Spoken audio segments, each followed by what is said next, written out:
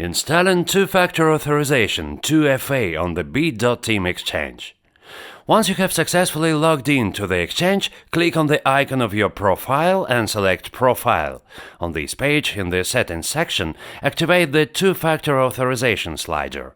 The first step is to download the application to your phone using Google Play or App Store links.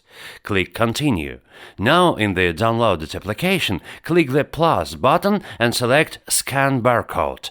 Scan the suggested QR code or enter it manually. Please note that you need to save the specified code in some secure place, as you may need it to recover if you lose the device on which the Google Authenticator app is installed.